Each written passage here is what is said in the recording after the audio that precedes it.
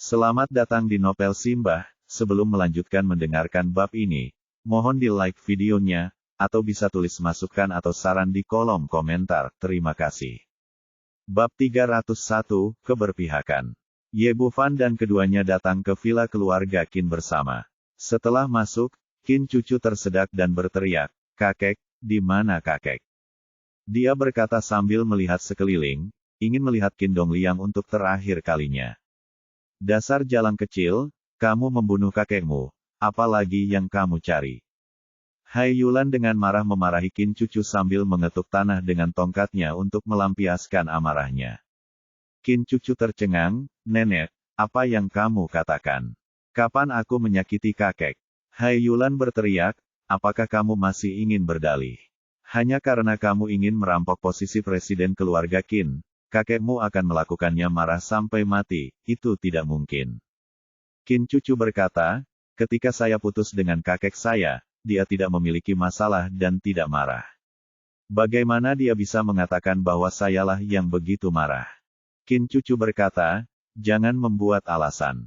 Ya, saya ada di sana ketika kakek meninggal. Jelas itu adalah infark miokard yang disebabkan oleh kemarahan terhadap Anda. Jika Anda tidak membuat masalah hari ini, kakek pasti tidak akan membuat masalah meninggal." Qin cucu berkata dengan marah, "Qin Guowei, kamu ceroboh. Sialan, kamu bersama kakek, kenapa kamu tidak mengatakan bahwa kamulah yang membunuh kakek?" Petik 2.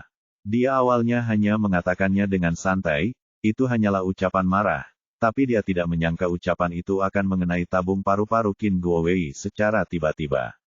Dia segera berkata dengan marah, "Qin cucu, jika kamu punya nyali, katakan lagi. Dasar jalang, aku akan membiarkanmu berdalih." Cucu dan cucunya sedang berdebat tongkat di tangannya dan pukul Qin cucu naik dan pukul. Insiden itu terjadi begitu tiba-tiba sehingga tidak ada yang menyangka wanita tua itu akan mengambil tindakan segera setelah dia berkata begitu.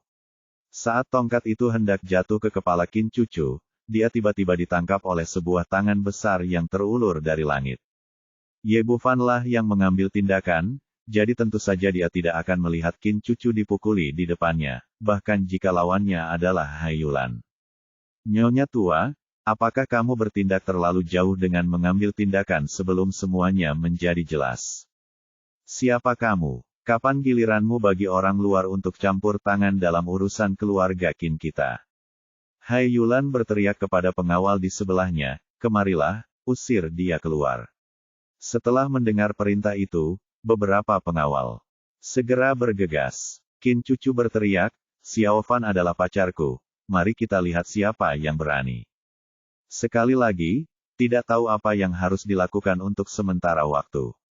Hai Yulan berkata dengan marah, "Saya telah memberontak terhadap Anda. Selama istri saya meninggal, keluarga Qin akan berada di tangan saya." Qin cucu juga kehilangan kesabaran dan berkata dengan marah, "Nenek, berapa lama kamu ingin memihak? Dari masa kanak-kanak hingga dewasa, kamu selalu melindungi sepupumu. Setiap kali aku berkonflik dengannya, itu semua salahku. Kenapa?" Tanda tanya, "Cucuku, dan kamu adalah orang luar. Apakah ada salahnya aku melindungi cucuku?" Hai Yulan berteriak, "Saya juga ingin memberitahu Anda bahwa presiden keluarga Qin pastilah Qin Guowei, dan ini bukan giliran Anda menjadi Qin cucu. Saya telah memutuskan masalah ini." Qin cucu berkata, "Nenek, meskipun Anda memiliki keputusan akhir dalam keluarga Qin, siapapun yang menjadi presiden harus diputuskan oleh Dewan Direksi, dan Anda bisa, saya tidak bisa mengambil keputusan." Omong kosong. Meskipun nenek bukan anggota Dewan Direksi, tapi dia sangat dihormati di grup Qin. Selama nenek mengatakan sesuatu, bagaimana orang bisa menolaknya? Besok pagi adalah Dewan Direksi, dan saya akan terpilih sebagai presiden grup Qin. Mari kita lihat apa lagi yang ingin Anda katakan. Dia kemudian berkata kepada Hai Yulan, "Nenek, keinginan terbesar kakek saya sebelum kematiannya adalah agar saya menjadi presiden grup Qin. Jadi saya pikir kita harus membuka Dewan Direksi terlebih dahulu dan kemudian menguburkan kakek saya. Seperti kata pepatah, seorang pencuri memiliki hati nurani yang bersalah. Qin Guowei selalu mengkhawatirkan malam dan mimpi yang panjang, jadi dia tidak ingin mengubah tanggal rapat dewan besok dan ingin mengamankan posisinya secepat mungkin. Qin Cucu berkata dengan marah, Qin Guowei, apakah kamu masih memiliki hati nurani? Kakek telah meninggal, dan kamu tidak terburu-buru mengatur pengaturan pemakaman, dan kamu masih ingin menjadi presiden. Mengkhawatirkan urusan keluarga Qin kita. Hai Yulan berteriak lagi, Xiao Wei benar. Rapat dewan besok akan berjalan seperti biasa. Hanya jika dia menjadi presiden barulah kakekmu dapat hidup damai. Jika kamu mengambil posisi presiden, lelaki tua itu tidak akan beristirahat dengan tenang sampai kematiannya. Kamu, Qin Cucu sangat marah hingga dia gemetar karena marah. Ye Bufan datang dan menepuk pundaknya untuk memberi isyarat agar tidak marah. Hai Yulan berteriak lagi, kemarilah. Usir wanita jalang kecil ini dari keluarga Qin. Dia tidak akan diizinkan untuk berpartisipasi dalam dewan direksi besok. Qin Cucu berkata dengan keras kepala, saya juga anggota dewan direksi, mengapa dia tidak diizinkan? Haruskah saya berpartisipasi? Saya tidak hanya ingin menghadiri pertemuan tersebut, tetapi saya juga ingin mencalonkan diri sebagai presiden. Hai Yulan mengetuk tongkatnya dan berkata, selama Anda masih mengincar posisi itu presiden, Anda tidak boleh berpartisipasi meskipun saya sudah mengambil keputusan. Apa yang Anda katakan tidak dihitung, bahkan jika Anda tidak ingin saya berpartisipasi. Qin Cucu berkata, menurut peraturan Dewan Direksi Grup Qin, pemegang saham yang berpartisipasi dalam rapat harus mengendalikan lebih dari 80% ekuitas. Sekarang kakek saya telah meninggal, jika dia tidak diizinkan jika saya bergabung dengan Dewan Direksi, Anda tidak akan pernah bisa mencapai nomor ini. Ketika saatnya tiba, Dewan Direksi akan menjadi tidak sah, dan dia presiden tidak akan bisa duduk diam. Apa yang dia katakan adalah kebenaran, Grup Qin memang memiliki aturan seperti itu. Meskipun keluarga Qin tidak terdaftar di pasar, mereka masih merupakan perusahaan saham gabungan dengan banyak pemegang saham. Di antaranya, Qin Dongliang menguasai 20% saham Qin Group, Qin Dajiang menguasai 10%, Qin Dahai menguasai 10%, Qin Guowei menguasai 10%, dan Qin Cucu menguasai 5%. Dengan kata lain, keturunan langsung keluarga Qin menguasai 55% saham, yang cukup untuk memberi mereka kendali mutlak atas grup Qin, sedangkan 45% lainnya berada di tangan pemegang saham lainnya. Sekarang Qin Dongliang telah meninggal, 80% tersisa setelah dikurangi 20% sahamnya. Jika Qin Cucu tidak diizinkan untuk berpartisipasi dalam rapat, Dewan Direksi tidak dapat ditahan. Hai Yulan berkata, bukankah itu hanya 80% sahamnya? Jika kakekmu tidak ada di sini, sahamnya akan sepenuhnya diwarisi oleh Xiao Wei, jadi itu akan melebihi 80%. Qin Cucu berkata, kamu memberikan seluruh keluarga. Properti untuk Qin Guowei semuanya baik-baik saja, tetapi hanya saham yang tidak. Menurut peraturan Dewan Direksi, warisan saham pemegang saham harus disaksikan oleh semua anggota. Tanpa saya berpartisipasi dalam Dewan Direksi, Qin Guowei tidak dapat mewarisi saham kakek. Kamu, peraturan omong kosong macam apa ini? Wanita tua itu sangat marah, tetapi dia tidak bisa mengubah peraturan Dewan Direksi. Qin Guowei tidak hanya ingin menjadi presiden grup, tetapi tentu saja ingin mendapatkan 20% saham Qin Dongliang. Dia berkata di telinga Hai Yulan, nenek, biarkan dia berpartisipasi. Tetapi dengan kamu yang bertanggung jawab, dia tidak dapat bersaing dengan saya. Pada akhirnya, posisi presiden tetap menjadi milik saya. Wanita tua itu mengetukkan tongkatnya dan berkata, oke, itu saja. Biarkan Anda berpartisipasi, tetapi dengan wanita tua saya di sini, biarkan saya melihat siapa yang berani memilih Anda. Ketika semuanya sampai pada titik ini, meskipun dia memenuhi syarat untuk berpartisipasi dalam Dewan Direksi, Qin Cucu masih tidak bisa melihat Qin Dongliang untuk terakhir kalinya. Dia meninggalkan villa keluarga Qin dengan ekspresi kesepian. Setelah masuk ke dalam mobil, dia terdiam beberapa saat, lalu bertanya, Xiao Fan, mengapa kamu bersikeras membiarkan saya mencalonkan diri sebagai presiden? Bukankah ini mempermalukan diri sendiri? Dikirim kepadanya oleh Ye Bufan, sesuai dengan niat awal Qin Cucu, dia tidak ingin berpartisipasi dalam Dewan Direksi ini. Bab 302 Anggota Dewan Direksi. Ye Bufan meliriknya dan berkata, bukankah kamu selalu ingin menjadi presiden grup Qin? Rapat Dewan Direksi baru saja diadakan, mengapa kamu tidak berpartisipasi? Bukankah itu berarti melepaskan posisi dari presiden kepada yang lain? Qin Cucu berkata, ini sepenuhnya berbeda. Jika kakek ada di sini, selama dia mengangguk, saya pasti bisa memberikan suara dari Dewan Direksi. Tapi sekarang berbeda pergi. Para direktur di Dewan Direksi itu berteman dengan keluarga Qin Guowei, atau mereka semua adalah orang-orang nenek. Orang-orang ini pasti tidak akan memilih saya. Sebaliknya, Qin Guowei pasti akan meloloskannya dengan suara yang tinggi. Bufan berkata, Anda tidak akan mengetahui hasil dari beberapa hal jika Anda tidak mencobanya. Percayalah, saya pasti akan membiarkan Anda duduk sebagai presiden grup Qin. Anda punya cara. Qin Cucu menggelengkan kepalanya setelah berkata, itu tidak mungkin. Jika Anda bahkan tidak mengenal direktur grup Qin, bagaimana Anda dapat memengaruhi suara mereka? Dia berkata, beri saya informasi dari para direktur ini, dan Anda tidak perlu khawatir selebihnya. Tunggu saja sampai besok untuk langsung berpartisipasi dalam Dewan Direksi. Oke, saya akan segera mengirimkan informasi anggota Dewan ke email Anda. Dia dulunya adalah wakil presiden grup. Dia tahu informasi masing-masing direktur dengan sangat jelas dan mencatatnya. Dia segera mengirimkannya ke Ye Bufan. Ye Bufan mengirim Qin Cucu kembali ke Villa Yundingshan, lalu mengeluarkan ponselnya dan memeriksa informasinya dengan cermat. Grup Qin, yang sebelumnya dikenal sebagai Qin Dongliang, memiliki total 11 direktur. Tidak termasuk beberapa keturunan langsung keluarga Qin, total tersisa 6 orang.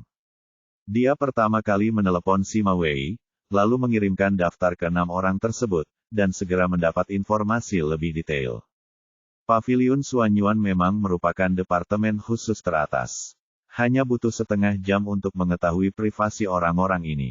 Di kamar presidensial Hotel Jiangnan, seorang pria gemuk sedang duduk di sofa dengan jubah mandi, dan seorang wanita berambut panjang sedang berlutut di depan sofa, bekerja keras.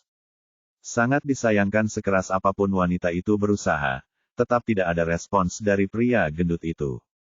Ekspresi jijik dan jijik melintas di wajah wanita itu, tapi dia dibayar untuk melakukan sesuatu. Jadi dia tidak berani mengatakan apapun dan hanya bisa terus bekerja keras. Ekspresi rumit melintas di wajah pria gendut itu. Meskipun dia kaya dan telah menemui banyak dokter, dia tetap tidak dapat mengubah situasi di sana.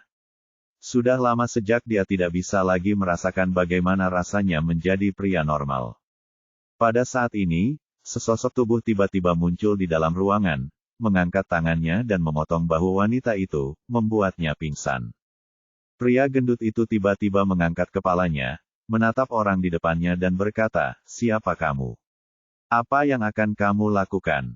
Ye Bufan menatapnya dan tersenyum tipis, jangan gugup, aku seorang dokter dan saya di sini untuk merawat Anda. Ini adalah orang pertama yang dia temukan menurut informasi, Hai Dachun, yang memiliki 15% saham kelompok kuat dan juga merupakan kerabat jauh Hai Yulan. Di grup Qin, selain Qin Dongliang, satu-satunya orang yang dapat memerintahnya adalah Hai Yulan. Jika tidak terjadi apa-apa, suaranya pasti akan tertuju pada Qin Guowei besok. Hai Dachun menutupi dirinya dengan jubah mandi, dan kemudian berteriak dengan tegas, cepat keluar dari sini, aku tidak sakit, dan aku tidak membutuhkan perawatanmu. Hanya bercanda, Blacklight tiba-tiba melompat masuk dan meminta seseorang untuk merawat dirinya sendiri. Hanya orang bodoh yang berani meminta pihak lain untuk menyembuhkan penyakitnya. Sayang sekali. Ye Bufan meliriknya dan berkata sambil bercanda, kamu punya banyak uang, tapi kamu tidak bisa menikmati apapun. Sayang sekali kamu harus masuk istana dan menjadi seorang kasim. Berkata dengan marah, apakah kamu akan pergi atau tidak? Jika kamu tidak pergi, saya akan menelepon keamanan. Ye Bufan berkata, situasimu dimulai 3 tahun lalu. Sebelumnya, kamu masih orang yang kuat, dan kemudian kamu tiba-tiba layu. Tapi pada awalnya, Anda menggunakan pil kecil seperti Viagra bisa bertahan sebentar, tapi berhenti bekerja sama sekali 3 bulan lalu. Tidak peduli berapa banyak obat yang saya minum, tidak ada efeknya, dan saya sering mengalami gejala sakit punggung dan sakit kaki. Apa aku benar? Ini, bagaimana kamu tahu? Haidachun awalnya mengira ini adalah pembohong atau perampok, tapi sekarang dia tercengang karena terkejut. Hal-hal ini adalah privasi mutlak saya. Bahkan istri saya tidak tahu banyak tentang hal itu, dan saya tidak mengerti bagaimana pihak lain mengetahuinya. Sudah kubilang, aku seorang dokter. Ye Bufan berkata, aku bisa menyembuhkan penyakitmu, dan aku jamin kamu tidak akan mendapat masalah apapun sampai kamu berumur 80 tahun. Benar, mata Haidachun terangkat. Sebuah keinginan muncul. Sebagai pria berusia 40 tahun, dia tidak ingin merana seperti ini selama sisa hidupnya. Kesenangan apa yang bisa dia dapatkan tidak peduli berapa banyak uang yang dia miliki. Tentu saja, saya tidak perlu berbohong kepada Anda. Haidachun berkata, lalu berapa banyak yang Anda inginkan? Saya tidak ingin uang, selama Anda menyetujui satu syarat. Besok Dewan Direksi dari grup Qin akan memilih Qin cucu. Haidachun berseru, ini tidak mungkin. Dia baru saja menerima telepon dari Hai Yulan, memintanya untuk memilih Qin Guowei besok, dan dia setuju, jadi bagaimana dia bisa berubah? Dia, Ye Bufan memandangnya dengan ekspresi main-main dan berkata, maka itu tergantung pada apa yang Anda pilih. Apakah Anda memilih untuk mendukung Qin Guowei atau memilih untuk menjadi pria sejati? Haidachun ragu-ragu dan berkata, mari kita tidak membicarakan kondisinya. Bagaimana saya bisa yakin Anda bisa menyembuhkan saya? Ye Bufan melangkah maju dan meraih lehernya, lalu memasukkan pil hitam kecil ke dalam mulutnya. Sebelum Haidachun sempat bereaksi, pil itu berubah menjadi aliran air panas dan mengalir ke bawah. Ye Bufan melepaskannya dan berkata, pil saya hanya sekali pakai. Ini akan berlaku dalam 5 menit. Ini dapat memastikan bahwa Anda bisa menjadi pria sejati untuk 1 malam. Secara resmi akan kedaluarsa pada pukul 6 besok pagi. Jika Anda setuju dengan persyaratan saya akan memberi Anda yang permanen, dijamin akan bertahan sampai Anda berusia 80 tahun. Jika Anda tidak setuju, saya jamin Anda akan menjadi kasim untuk itu sisa hidupmu, dan kamu harus merahasiakan semuanya sampai kamu memilih. Titik petik 2. Brengsek, apa-apaan ini? Haidachun melihat ke belakang dan mengumpat dengan keras. Pada saat yang sama, sedikit rasa ingin tahu muncul di hatinya, dan dia menatap adik laki-lakinya, ingin melihat apakah kata-kata Ye Bufan akurat. Waktu berlalu menit demi menit, dan pada awalnya tidak ada reaksi. Namun ketika 5 menit tiba, tiba-tiba rasa panas naik dari perut bagian bawah, dan dalam sekejap, perasaan yang telah lama hilang itu pulih kembali. Bu, jangan khawatir untuk saat ini, ayo kita lakukan dulu.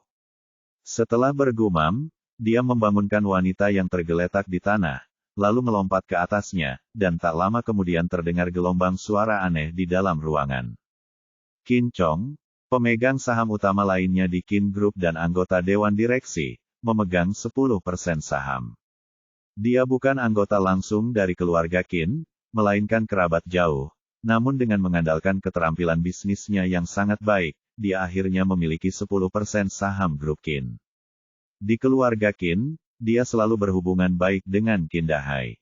Dalam pemilihan Dewan Direksi besok, jika tidak terjadi apa-apa, dia pasti akan memilih Qin Guowei. Dari sudut pandang pria, Qin Chong dianggap sangat sukses, dengan mobil dan villa mewah, uang yang tak ada habisnya untuk dibelanjakan seumur hidupnya, dan istri yang lembut, perhatian, dan cantik. Namun segalanya tidak berjalan sesuai rencana. 7 tahun lalu, mereka memiliki putra sendiri, Qin Feiyu, yang kemudian ditemukan tuli dan bisu. Kini usianya sudah menginjak sekolah, anak-anak orang lain membawa tas sekolah dan berjalan ke sekolah, namun putranya kurang pandai bahkan tidak bisa memanggilnya ayah. Bab 303, seorang perampok. Atau apakah itu seorang dokter? Saat ini, sebuah keluarga beranggotakan 3 orang sedang duduk di sofa di ruang tamu. Istrinya Zhou Ping berkata, suamiku, apa yang dikatakan para ahli yang datang hari ini? Apakah ada harapan untuk menyembuhkan anakku? Di atas sofa sambil mengutak-atik kubus Rubik di tangannya. Bukan saja ia tidak bisa berbicara, apalagi telinganya pun tidak bisa mendengar suara apapun, sehingga pasangan tersebut tidak khawatir didengar oleh putranya saat berbicara. Qin Zong menghela nafas dan berkata, para ahli mengatakan bahwa Fei Yu memiliki penyakit bawaan dan tidak ada harapan untuk sembuh sama sekali. Mereka menyarankan agar kami mengirimnya ke sekolah untuk tunarungu dan bisu. Anakku bersekolah di sekolah bisu tuli. Sekolah, maka hidupnya akan benar-benar berakhir. Setelah mendengar berita itu, Zhou Ping langsung menangis. Qin Chong berkata, saya juga tidak menginginkan itu. Jika ada yang ingin menyembuhkan anak saya dapat menyetujui persyaratan apapun. Sayangnya kami telah mengunjungi begitu banyak ahli medis, tetapi tidak ada yang punya solusinya. Dapat menyembuhkanmu, anakku, hanya ada satu syarat. Sebuah suara yang jelas terdengar di dalam ruangan. Qin Zong terkejut. Dia segera berdiri dan melindungi istri dan anak-anaknya di belakangnya. Dia memandang Ye Bufan di kamar dan berkata dengan gugup, siapa kamu? Apa yang ingin kamu lakukan? Kami dapat memberikannya kepadamu jika kamu ingin uang, tapi jumlahnya puluhan juta. Jangan sakiti siapapun. Ye Bufan memandangnya dan tersenyum, jangan gugup, saya bukan perampok. Saya di sini untuk merawat putra Anda. Qin Zong sedikit rileks saat melihat pemuda di depannya tidak terlihat seperti penjahat. Namun, dia masih bertanya dengan ragu, bisakah kamu menyembuhkan penyakit anakku? Ye Bufan berkata, itu sepele, hanya perlu beberapa menit. Zhou Ping berkata, suamiku, jangan percaya padanya, bagaimana dia bisa menyembuhkan penyakit di usia yang begitu muda. Selain itu, tidak ada dokter yang bisa merawat orang seperti ini. Qin Chong jelas tidak percayalah pada Ye Bufan dan berkata, maaf, kami tidak membutuhkan perawatanmu. Silakan kembali. Ye Bufan meliriknya dan berkata, katakan saja padanya. Sudahkah aku menyembuhkan putramu? Aku menepati janjiku, tapi... Sebelum Qin Zong bisa menyelesaikan kata-katanya, Ye Bufan sudah sampai di depan Qin Fei Yu. Di depannya, dia membawanya ke sofa di sebelahnya. Kembalikan anakmu padaku. Zhou Ping bergegas seperti orang gila untuk merebut anak itu, tapi Ye Bufan menusuk titik akupuntur di bahunya dengan jarinya dan berdiri di sana seperti patung lilin. Qin Zong meraih telepon dan ingin memanggil polisi, tapi Ye Bufan menunjukkannya. Dia berteriak dengan panik, apa yang akan kamu lakukan? Ayo cepat pergi. Jangan lakukan apa-apa, ingatlah untuk menepati janjimu. Setelah berbicara, Ye Bufan mengeluarkan jarum perak dan mulai menggunakannya 9 jarum pemulihan jiwa untuk mengobati pasien Qin Fei Yu. Qin Chong dan Zhou Ping berdiri di sana tak bergerak, dengan kecemasan dan ketakutan di mata mereka pada awalnya, dan kemudian kebingungan. Mereka tidak tahu apa yang dilakukan pemuda di depan mereka. Mereka bilang dia seorang dokter. Bagaimana bisa seorang dokter memperlakukan orang seperti ini? Tapi kalau kita bilang dia perampok, dia bukanlah perampok seperti ini. Dia tidak merampok uang atau seks, tapi bersikeras mengobati penyakit orang. Yang terpenting mereka tidak tahu kenapa tiba-tiba mereka tidak bisa bergerak. Apakah ini titik akupuntur yang legendaris? Ye Bufan juga menyegel titik akupuntur kedua orang tersebut untuk menghemat waktu dan mencegah gangguan mereka. Sekitar 10 menit kemudian, dia mengambil kembali semua jarum perak di tubuh Qin Fei Yu, lalu menepuk kepalanya dan berkata, oke, panggil aku ayah dan ibu. Qin Fei Yu mengedipkan matanya yang besar dan bersinar dan menatap Qin Zong, menatap Zhou Ping lagi, ragu-ragu beberapa kali dan kemudian membuka mulutnya, ayah. Ayah. Ibu. Karena ini pertama kalinya dia berbicara, suaranya agak serak dan kering, tetapi terdengar di telinga orang-orang pasangan. Ini seperti suara alam. Berkali-kali, mereka bermimpi bahwa putra mereka dapat memanggil mereka ibu dan ayah. Hari ini, keinginan tersebut akhirnya menjadi kenyataan, dan keduanya menangis seperti mata air. Pada saat ini, mereka menemukan bahwa tubuh mereka bisa bergerak. Zhou Ping bergegas mendekat dan memeluk Qin Fei Yu, merasa sangat bersemangat. Qin Zong pertama-tama melihat putranya, dan kemudian berkata kepada Ye Bufan dengan air mata rasa terima kasih, adik, terima kasih telah menyembuhkan anakku. Berapa banyak yang kamu inginkan? Aku akan memberikannya kepadamu sekarang. Ingin uang? Aku hanya menginginkanmu. Berjanjilah padaku syaratnya, Dewan Direksi Grup Qin besok akan memilih Qin Cucu. Setelah Ye Bufan selesai berbicara, dia melompat keluar jendela tanpa menoleh ke belakang. Tidak khawatir Qin Zhong akan melanggarnya, janji. Pertama-tama, menurut data, Qin Zhong sangat mementingkan komitmen dan selalu melakukan apa yang dia katakan. Kedua, dengan cara yang dia tunjukkan malam ini, saya yakin pasangan tersebut tidak akan berani menarik kembali perkataannya. Tengah malam, di depan sebuah villa, seorang pria parubaya bertubuh tinggi enggan berpamitan dengan wanita menawan.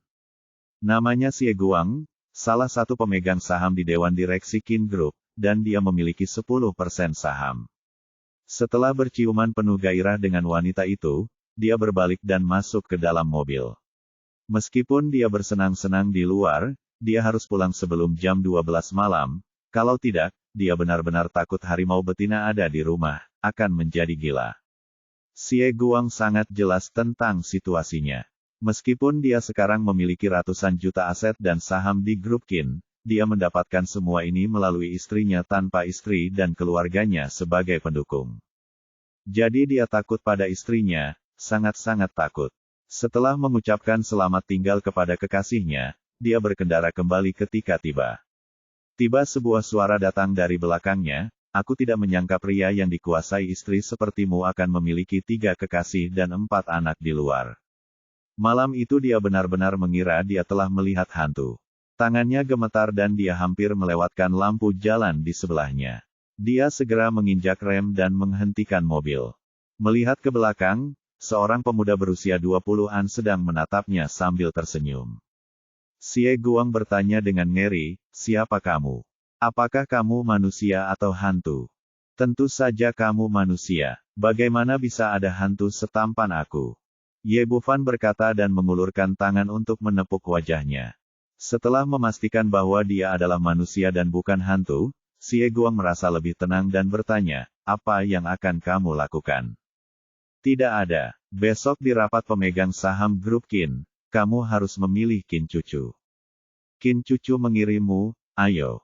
Ye Bufan berkata, jangan banyak bertanya, lakukan saja apa yang saya katakan. Xie Guang berkata, tidak, saya telah berjanji pada Qin Guowei untuk memilih dia. Lihat apa ini. Ye Bufan melemparkan sebuah folder. Xie Guang mengambilnya dan melihatnya. Itu adalah setumpuk dokumen, yang dengan jelas mencatat alamat ketiga kekasihnya dan rincian keempat anaknya. Termasuk di mana ia bersekolah, juga dilengkapi dengan foto-foto yang lebih jelas dari arsip departemen terkait. Ekspresinya langsung berubah, dan dia bertanya dengan suara gemetar, dari mana kamu mendapatkan barang-barang ini? Sudah kubilang jangan terlalu banyak bertanya, lakukan saja apa yang aku katakan, kalau tidak tumpukan itu akan menumpuk besok. Informasinya akan muncul di depan tempat tidur istrimu. Kamu harus tahu betapa kejamnya istrimu. Jika kamu benar-benar ingin dia tahu bahwa kamu memiliki begitu banyak kekasih dan anak, aku khawatir tidak ada satupun dari mereka yang akan bertahan. Selama kamu memberikan tiketnya, pilih saja Qin Cucu dan anggap saja ini tidak pernah terjadi. Ye Bufan keluar dari mobil, meninggalkan Xie Guang dengan ekspresi kusam di wajahnya. Dia tidak mengerti apa yang dia lakukan secara diam-diam, dan bagaimana pemuda di depannya bisa mengetahuinya. Pada titik ini, tidak ada ruang untuk memilih. Antara Qin Guowei dan anak kekasihnya, dia secara alami tahu siapa yang harus dipilih. Bab 304 Sekretaris Pribadi. Pada pukul 10 pagi keesokan harinya, Dewan Direksi Grup Qin diadakan tepat waktu di ruang konferensi kecil gedung grup. Qin Guowei telah tiba di sini 1 jam sebelumnya dan menyapa semua rekan yang datang. Tadi malam, dia mendapat komitmen dari seluruh pemegang saham kecuali Qin Cucu, dan dia sangat puas saat ini. Menurutnya, dia sudah setengah-setengah menduduki takhta presiden. Di ruang konferensi, Hai Magnolia duduk di sofa di sebelahnya dengan tongkat untuk menopang cucunya. Meskipun dia bukan anggota Dewan Direksi, Sebagai nenek dari keluarga Qin, dia memiliki status yang tinggi, dan tidak ada yang akan mengajukan keberatan jika dia muncul di sini. Ketika tiba waktunya untuk memulai pertemuan, Qin Cucu dan Ye Bufan berjalan bergandengan tangan. Qin Guowei melihat ekspresi Ye Bufan menjadi dingin dan berkata dengan dingin, dia bukan anggota Dewan Direksi, jadi dia tidak bisa menghadiri pertemuan hari ini. Qin Cucu berkata, "Sepupu, menurut peraturan Dewan Direksi, kamu dapat membawa sekretarismu ke pertemuan itu." Qin Guowei berkata, "Tapi dia bukan sekretarismu. Dia sudah tadi malam." Ye Bufan berkata, "Saya sekarang sekretaris Cucu, dan saya masih tipe orang yang dekat dengan Anda 24 jam sehari." Qin Guowei mendengus dingin, bahkan jika Anda bisa, apa yang dapat Anda lakukan jika Anda bergabung dengan Dewan Direksi? Apakah Anda masih dapat mengubah hasilnya? Petik 2. Ye Bufan tersenyum sedikit, "Tuan Qin, semuanya baik-baik saja mungkin, itu sangat mungkin." Qin Guowei mengabaikannya dan berbalik. Memasuki ruang konferensi. Ye Bufan mengikuti Qin Cucu ke pintu. Setelah melihatnya, ekspresi banyak orang di ruangan itu berubah. Hai Yulan melihat Ye Bufan, mengangkat kelopak matanya dan berkata, "Mengapa kamu memintanya untuk datang?" Qin Cucu berkata, "Dia adalah sekretarisku. Udang kecil yang tidak berarti, tidak ada gunanya bahkan jika kamu membawanya ke sini. Jangan, khayalan macam apa yang ada di sana." Wanita tua itu sangat bangga di hatinya. Qin Dongliang sudah meninggal. Dia sekarang adalah orang dengan peringkat tertinggi di keluarga Qin. Selama dia ada di sini untuk mengambil alih, saya percaya itu tidak ada pemegang saham yang berani menyangkal wajahnya. Karena itu, dia sama sekali tidak peduli apakah Ye Bufan berpartisipasi dalam Dewan Direksi. Hai Yulan kembali ke Hai Dachun dan berkata, "Oke, sekarang semua orang sudah ada di sini, mari kita mulai." Di antara banyak pemegang saham, Hai Dachun memiliki kualifikasi yang relatif tinggi, dan dia juga menjabat sebagai wakil ketua Qin Dongliang. Ketua, tidak ada di sini, jadi dia akan memimpin Dewan Direksi. Wajahnya bersinar hari ini dan dia tampak bersemangat. Tadi malam dia mendapatkan kembali keagungannya dan membunuh wanita itu sampai dia benar-benar dikalahkan. Yang paling mengejutkannya adalah pekerjaan berakhir tepat waktu pada pukul 6 pagi, tepat 1 menit seperti yang dikatakan Ye Bufan. Ini juga membuatnya sangat terkesan dengan keterampilan medis Ye Bufan. Untuk menjadi pria normal selama sisa hidupnya, dia tidak lagi peduli dengan wajah Hai Magnolia. Dia meniup mikrofon dan berkata dengan sungguh-sungguh, "Direktur yang terhormat, Dewan Direksi kami bersidang hari ini. Topik utamanya adalah pemilihan Presiden Grup Qin. Menurut peraturan Dewan Grup Qin kami sebelumnya, direktur dari semua grup memilih calon. Setiap orang mempunyai 1 suara, dan jika lebih dari separuh suara yang diberikan, calon tersebut akan disetujui dan menjadi ketua kelompok yang baru. Jika kedua calon mempunyai jumlah suara yang sama, pemenangnya akan dihitung berdasarkan tentang superposisi saham pemilih." Setelah memperkenalkan peraturan, dia melanjutkan, "Kandidat pertama hari ini adalah Qin Guowei. Apakah ada direktur di sini yang siap mencalonkan diri sebagai presiden?" Begitu dia selesai berbicara, Qin Cucu berkata, "Dan aku." Hai Dachun berkata dengan rutin, "Kalau begitu oke, ada 2 kandidat. Mari kita mulai memilih." "Tunggu sebentar," Hai Yulan, yang duduk di sebelahnya, berkata, "Sebelum memilih, Nyonya tua saya ingin menyampaikan beberapa patah kata. Di keluarga Qin kami, laki-laki selalu memegang kendali, jadi saya mendukung cucu saya Qin Guowei dan meminta semua orang untuk memilihnya." Petik 2. Para direktur yang hadir sedikit mengernyit ketika mereka mendengar dia berbicara. Jika wanita tua itu hanya mendengarkan, itu akan masuk akal, tetapi pengumpulan suara ini agak berlebihan. Hanya saja status Hai Magnolia terlalu tinggi, dan tidak ada yang bisa apa akankah dia berkata. Qin Cucu merasa gugup untuk beberapa saat, menjabat tangan Ye Bufan dan berkata, "Xiao Fan, apakah ini baik-baik saja?" Ye Bufan tersenyum tipis, "Jangan khawatir, sebentar lagi kamu akan menjadi presiden grup Qin." Setelah Hai Yulan selesai berbicara, Hai Dachun berkata kepada hadirin, "Pemungutan suara akan dimulai sekarang. Rekan-rekan harap memberikan suara sesuai urutan kehadiran mereka. Karena jumlah orang yang sedikit, direksi Kin Group selalu memberikan suara secara langsung daripada menghitung suara. Berdasarkan urutan kursi, orang pertama yang memberikan suara dengan mengacungkan tangan adalah Qin Dajiang, putra tertua dari Qin. Saat ini, dia sangat gugup, dan dahinya dia bahkan berkeringat. Dari lubuk hatinya, tentu saja dia ingin memilih putrinya Qin Cucu, tapi sayang sekali wanita tua itu duduk di sebelahnya, kepadanya, jadi dia tidak memiliki keberanian untuk melihatnya tidak berbicara dalam waktu lama. Wajah tua itu tenggelam, bicaralah. Kamu bisu, semua orang menunggumu.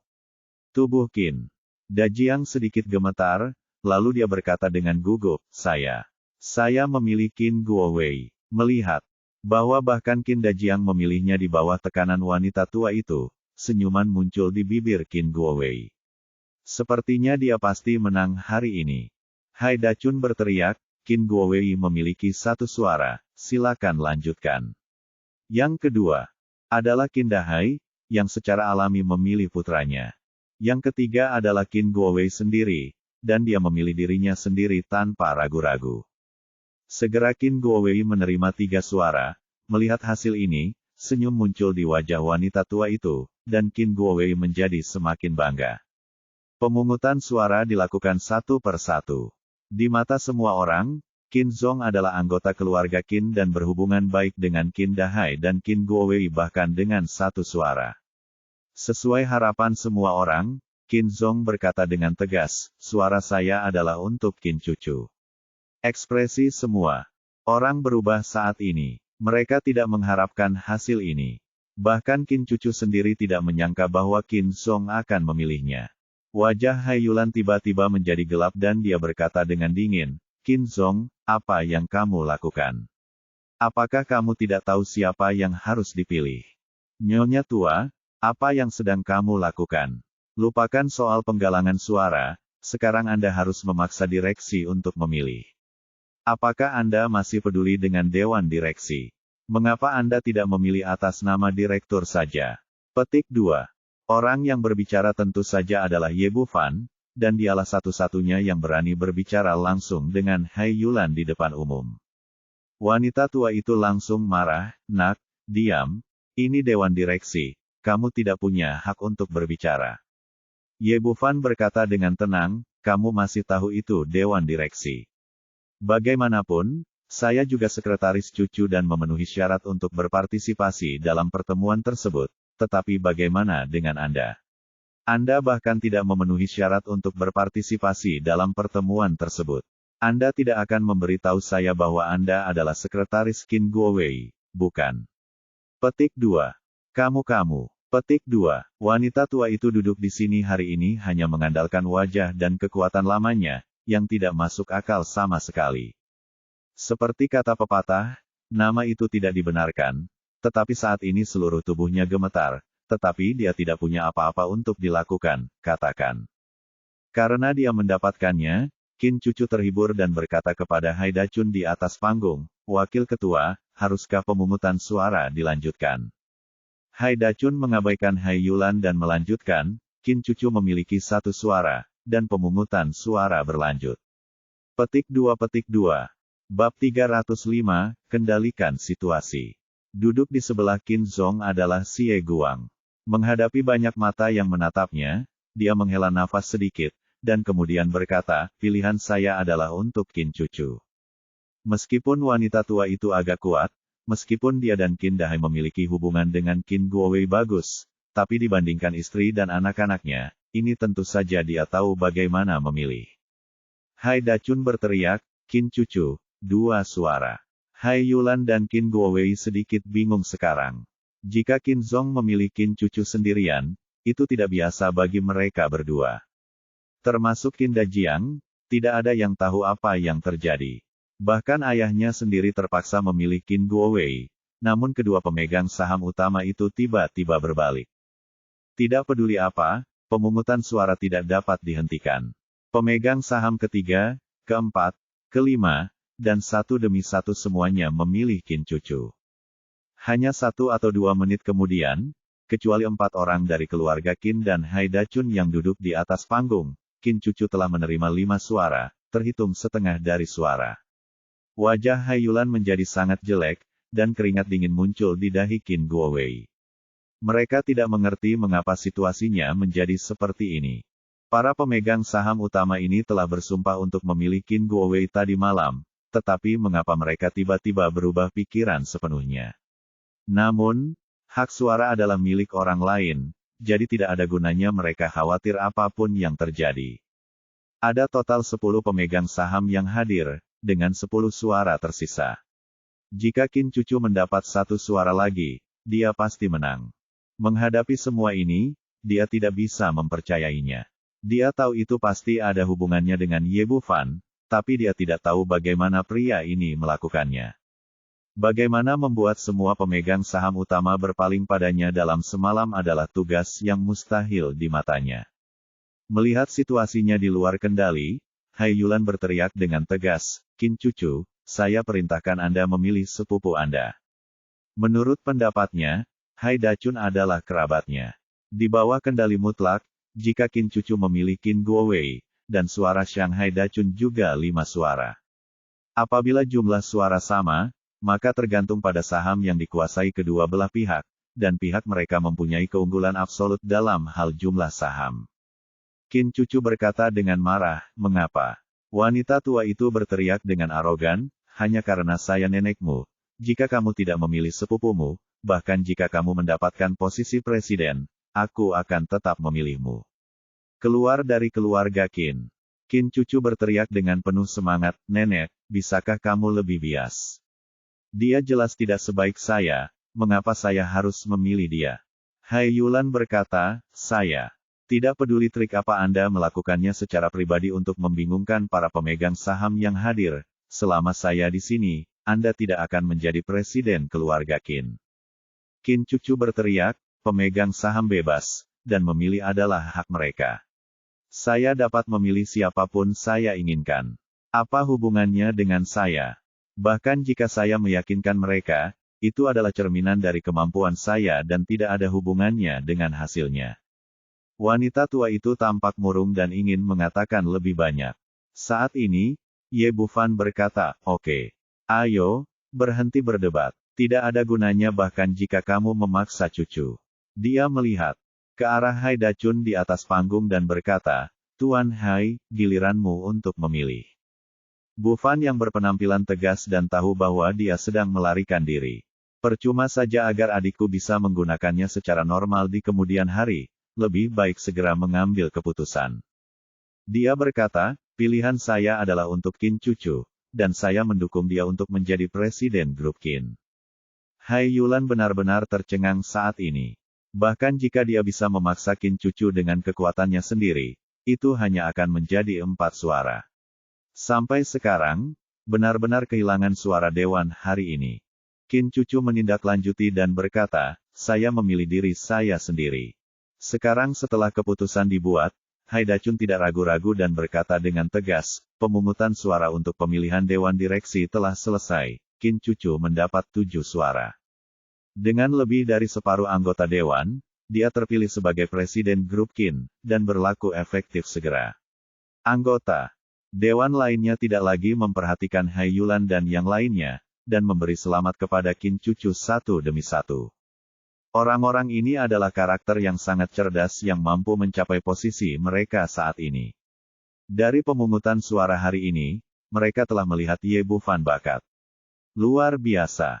Awalnya, saya pikir saya hanya pengecualian, tetapi kemudian saya menemukan bahwa itu tidak terjadi sama sekali. Jika mengendalikan keinginan satu orang bukanlah apa-apa, bisa mengendalikan suara semua dewan keluarga non-Qin anggota, pikirkanlah. Ini menakutkan. Ye Bufan memandang Haiyulan dan berkata sambil tersenyum, "Nyonya tua, Anda kecewa." Petik 2. Kamu. Wajah Haiyulan pucat karena marah. Dia awalnya mengira dia memiliki cukup prestise, tetapi dia tidak menyangka bahwa dia benar-benar di luar kendali sekarang. Tanpa Qin Dongliang, dia tidak akan bisa mengendalikan pemegang saham dari keluarga Qin. Dan tepat ketika dia hendak melarikan diri. Pada saat itu, Qin Guowei tiba-tiba membisikkan sesuatu di telinganya. Hai Yulan segera berkata, sekarang pemilihan Dewan Direksi telah selesai, mari kita lanjutkan ke langkah selanjutnya. Semua direktur ada di sini. Mohon saksikan bahwa cucu saya Qin Guowei akan mewarisi 20% saham orang tua itu. Mulai sekarang, dia memegang jumlah saham terbesar di seluruh grup Qin dan menjabat sebagai ketua grup. Qin Guowei berkata dengan ekspresi bangga di wajahnya, Qin cucu, apa gunanya menjadi presiden? Sekarang saya adalah ketuanya, saya dapat segera mencopot Anda dari posisi presiden dan membiarkan saya mengambil posisi itu sendiri.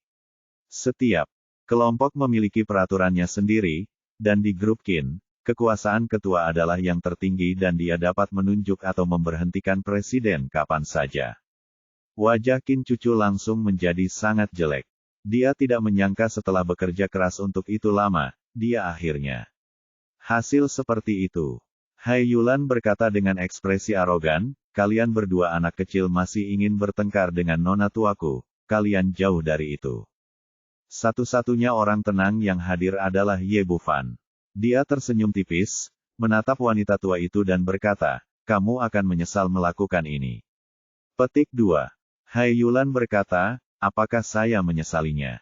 Candaan, Xiao Wei adalah cucuku, dan keluarga Qin harus menjadi miliknya, dan tidak bisa diambil oleh orang luar. Ye Bufan menatapnya dan berkata, bagaimana jika dialah yang membunuh Qin Dongliang? Begitu kata-kata ini keluar, rasanya seperti guntur yang bergema di ruang konferensi. Ekspresi semua orang berubah seketika, termasuk para pemegang saham yang tidak ada hubungannya dengan mereka. Mereka terkejut. Qin Guowei memiliki reaksi terbesar. Bagaimanapun, dialah yang melakukan ini. Sekarang kebenaran terungkap, bagaimana mungkin dia tidak cemas? Tanda tanya, bagaimana saya bisa membunuh kakek? Petik 2. Karena jika kamu tidak membunuh kakekmu, kamu tidak akan bisa menjadi presiden apalagi ketua. Petik 2. Omong kosong, penuh omong kosong. Qin Guowei buru-buru berkata kepada Hai Yulan, nenek, kamu tidak boleh percaya omong kosong orang ini. Dia hanya mencoba menabur perselisihan di antara kita. Petik 2. Lalu dia berteriak ke pintu, di mana satpamnya?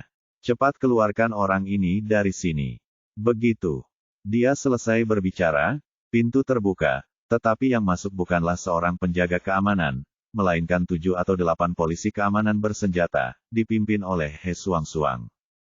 Dia mengangkat surat perintah penangkapan di tangannya dan berkata, Qin Guowei, Anda dicurigai melakukan pembunuhan. Qin Dongliang sekarang ditahan. Tidak mungkin, ini tidak mungkin. Petik 2.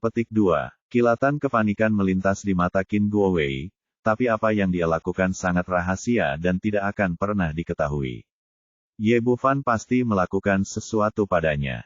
Dia meraih lengan Hai Yulan dan berteriak, nenek, mereka semua menganiaya saya bersama-sama. Anda harus membuat keputusan untuk saya. Petik 2. Bab 306 Nasib Hai Magnolia. Qin Dahai mengikuti dan berkata, kamu cemburu karena anakku menjadi ketua, jadi kamu menjebakku. Hai Yulan membanting tongkat di tangannya ke tanah, memandang orang-orang di depannya dengan marah dan berkata, ada apa? Yang akan kamu lakukan? Saya tahu betul siapa cucu saya. Dia adalah orang yang berbakti dan bijaksana, dan tidak mungkin dia membunuh orang tua saya. Terlebih lagi, penyelidikan telah memperjelas bahwa kakeknya meninggal karena miokardi infark, dan gadis inilah Qin cucu yang membuatnya marah. Petik 2. Nyonya tua, jika kamu hanya melihat permukaan dari beberapa hal, maka kamu tidak berbeda dengan orang buta. Kata Ye Bufan sambil mengeluarkan ponselnya dan mengklik tombol pemutar, dan segera rekaman keluar. Kakek, ini ramuan khusus yang kubeli dari negara M. Kakek akan mati karena infark miokard mendadak 5 menit setelah disuntik. Komplikasi serius. Mungkin saya bahkan tidak akan bertahan 5 menit. Meskipun hanya permulaan yang dimainkan, semua orang dapat mendengar bahwa ini adalah percakapan antara Qin Guowei dan Qin Dongliang. Ekspresi Qin Guowei membeku pada awalnya, dan kemudian dia bergegas dengan gila-gilaan untuk merebut ponsel Ye Bufan, tetapi ditendang ke tanah. Jangan khawatir, Tuan Muda Qin. Kami juga ingin semua orang mendengarkan, terutama nenek baik Anda, mendengar orang seperti apa cucu Anda, dan apakah dia benar-benar berperilaku baik dan berbakti. Telepon terus diputar. Tidak ada cara untuk melakukan ini. Anda hanya bisa menyalahkan diri sendiri. Siapa yang meminta Anda untuk selalu melatih Kin cucu, dan siapa yang meminta Anda untuk menyerahkan posisi wakil presiden kepadanya? Saya tidak ingin membunuh Anda di pertama, tapi akan lebih tepat untuk membunuh Kin cucu. Anda masih berguna bagi saya. Sayang sekali pembunuh yang saya undang gagal beberapa waktu lalu kamu bisa mati. Rekaman beberapa menit berakhir, ada keheningan di seluruh ruangan, dan semua orang mengerti bahwa Qin Dongliang tidak dimarahi sampai mati oleh Qin cucu, tetapi mati di tangan cucunya sendiri. Termasuk para pembunuh yang membunuh Qin cucu sebelumnya, mereka semua diundang oleh Qin Guowei. Binatang buas, tidak manusiawi. Ini adalah suara bulat dari semua orang yang hadir. Hai Yulan sangat marah hingga seluruh tubuhnya gemetar. Dia mengangkat jarinya dan menunjuk ke hidung Qin Guowei. Kamu. Dia sangat marah sehingga dia bahkan tidak bisa mengucapkan sepatah kata pun mulutnya dan mengeluarkan seteguk darah. Kejadian ini sangat memukulnya sehingga dia tidak pernah menyangka bahwa cucunya, yang dia cintai sejak kecil, akan benar-benar membunuh Qin Dongliang. Ye Bufan mengabaikan Hai Yulan dan bahkan tidak memiliki niat untuk mengobati lukanya. Seorang wanita tua seperti ini yang begitu memihak dan menyayanginya sepenuhnya melakukan perbuatannya sendiri dan tidak ada orang lain yang bisa disalahkan. Dia memandang Qin Guowei dan berkata dengan bercanda, Ketua Qin, apakah ada hal lain yang ingin Anda katakan sekarang? Saya pikir Anda akan bekerja di penjara mulai sekarang. Ingin menjadi tahanan. Ekspresi Qin Guowei langsung menjadi gila, dan dia tiba-tiba mengeluarkan belati dan menaruhnya di leher Hai Yulan. Lepaskan aku cepat, aku tidak ingin masuk penjara, atau aku akan membunuh dia. Meskipun dia adalah putranya sendiri, Qin Dai masih sangat marah. Dia berteriak pada Qin Guowei, kamu binatang buas, cepat lepaskan, itu nenekmu. Saya tidak peduli, saya membunuh kakek, saya tidak melakukannya peduli dengan nenek atau tidak. Kamu harus melepaskan aku hari ini, kalau tidak aku akan bunuh dia secara langsung. Pada saat ini, Hai Magnolia patah hati. Disandera oleh cucunya sendiri adalah luka terbesar di hatinya. Dua orang tua berlumpur air mata mengalir di sudut matanya. Dia selalu percaya bahwa Qin Guowei adalah yang terbaik, 100 kali lebih baik daripada Qin cucu, jadi dia menyayanginya dan melindunginya dengan segala cara, tetapi dia berakhir seperti ini. He Suang berteriak, Qin Guowei, tolong lepaskan para sandera secepatnya. Tahukah Anda apakah Anda akan bersikap lunak jika mengaku? Saya tidak tahu, saya hanya tahu bahwa jika Anda tidak melepaskan saya akan membunuh orang tua ini segera. Kata Qin Guowei dan memulai.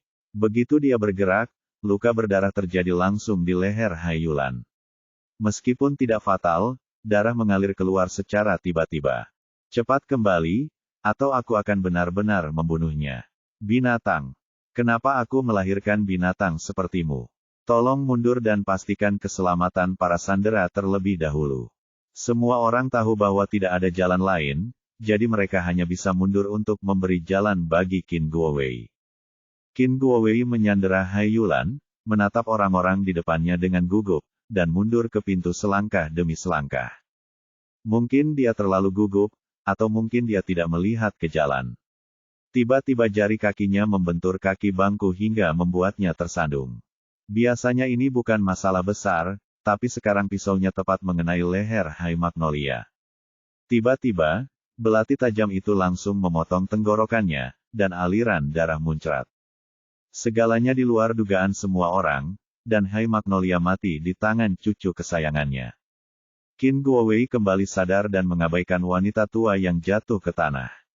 Dia berbalik dan hendak melarikan diri keluar pintu, tetapi ditendang ke tanah oleh Ye Bufan.